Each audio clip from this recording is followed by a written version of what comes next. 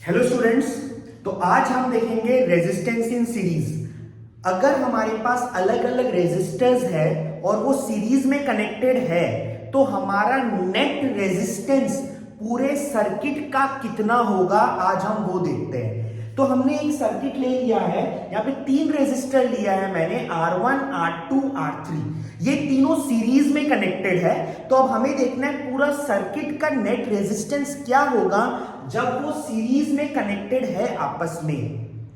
तो जब भी सीरीज में रेजिस्टर्स कनेक्ट होते हैं, हमें दो चीजें याद रखने की दरकार है कि ये जो मेरा सेल लिया हूं, सेल ले लो, बैटरी ले लो, इससे जो करंट फ्लो होगा, वो तीनों रेजिस्टर्स में सेम होगा। तो इन सीरीज करंट इज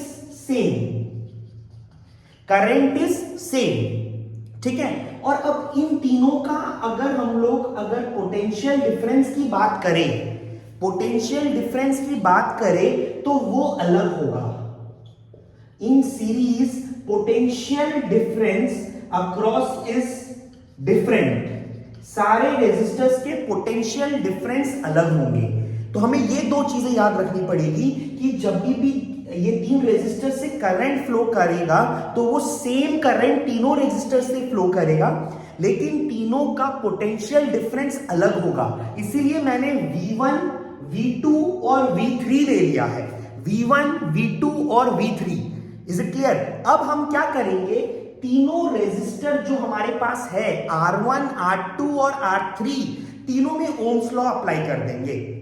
ठीक है। ओम्स लॉ क्या है? रिलेशनशिप बिटवीन V, I और R। V is equals to I R, ये है ओम्स लॉ। तो इस वाले रेजिस्टर के लिए मेरा कितना पोटेंशियल डिफरेंस है? V1। करंट कितना है? I। और रेजिस्टर क्या है? R1। तो ये आपस में कैसे रिलेटेड होंगे? V1 equals to I R1। V1 जो कि पोटेंशियल अलग है तीनों का, इसलिए मैंने V1, V2, V3 लिया है। R1 रेजिस्टर हो गया पहला वाला, और करंट तीनों में सेम है इसलिए मैंने I लिया है। ठीक है। दूसरे वाले में पोटेंशियल निकाल रहे हैं, पोटेंशियल डिफरेंस। तो V2 क्या होगा? I R2। V2 क्या होगा? I R2। ओम्स लॉ लगाया। तीसरे वाले में V3 क्या होगा? I R3। तो पहले वाले में V1 क्या हुआ? V1 हुआ I R1। V2 क्या हुआ? I R2। V3 क्या हुआ? I R3। अब हमने क्या देखा कि हमारा पोटेंशियल डिवाइड होता है। यहाँ पे हमारा जितना भी पोटेंशियल था टोटल, वो क्या हुआ? डिवाइड हुआ। V1, V2, V3 में तीनों रेजिस्टर्स के लिए वो अलग अलग हुआ। तो नेट तो क्या होगा? V1 plus V2 plus V3। Net कितना होगा? V1 plus V2 plus V3। तो V क्या हो गया? पूरा सर्किट का पोटेंशियल। V1 क्या होगा? I R1। V2 क्या होगा? I R2। V3 क्या होगा? I R3। ठीक है। V है, I को कॉमन निकाला, R1 plus R2 plus R3। I R1 plus R2 plus R3। Simple maths. I को नीचे लाए, R1 plus R2 plus R3। V by I क्या निकला? R1 plus R2 plus R3। V क्या हुआ? पूरा सर्किट का पोटेंशियल। I क्या हुआ? पूरा सर्किट का करंट। तो V बाई I क्या होगा? पूरा सर्किट का रेजिस्टेंस होगा कि नहीं होगा? R equivalent. V पूरा सर्किट का पोटेंशियल, I पूरा सर्किट का करंट, R इक्विवेलेंट पूरा सर्किट का रेजिस्टेंस। तो ये V by I R equivalent होता। V बाई I क्या होता? R equivalent. इसलिए V बाई I को क्या लिखेंगे? R equivalent. तो R इक्विवेलेंट क्या होगा? R1 plus R2 plus R3।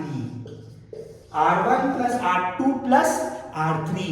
तो सीरीज में हमने देखा कि नेट रेजिस्टेंस, अलग अलग रेजिस्टर्स का अगर हमें रेजिस्टेंस दिया जाए तो नेट रेजिस्टेंस क्या होता है? Sum of the resistors R1 plus R2 plus R3, उनका रेजिस्टेंस सम हो जाता है डायरेक्टली। Is it clear? बहुत सिंपल है निकालना। दो चीजें याद रखनी है, करंट सेम होगा सीरीज में और पोटेंशियल डिफरेंस क्या होगा, अलग। पोटेंशियल अगर अक्रॉस अगर निकाले जाए दोनों एंड्स में, R1 R2 R3 के तीनों के अलग अलग होंगे। सीरीज में V अलग होता है, I सेम होता है, और तीनों में ओम्स लॉ लगा दो तो V1 क्या होगा IR1, V2 क्या होगा IR2, V3 क्या होगा IR3। V1 V2 V3 हम लोग अलग अलग डिनोट कर रहे हैं, R1 R2 R3 अलग अलग रेजिस्टेंस को डिनोट कर रहे हैं, ठीक है। तो टोटल पोटेंशियल को प्लस कर दिया, V is equals to V1 plus V2 plus V3, values put कर दिए, V1 का IR1 IR2 IR3, I को कॉमन निकाला, R1 plus R2 plus R3, I को नीचे लाया, V पूरे सर्किट का पोटेंशियल, I पूरे सर्किट का करंट, तो R इक्विवेलेंट क्या होगा V बाई I पूरे सर्किट का रेजिस्टेंस।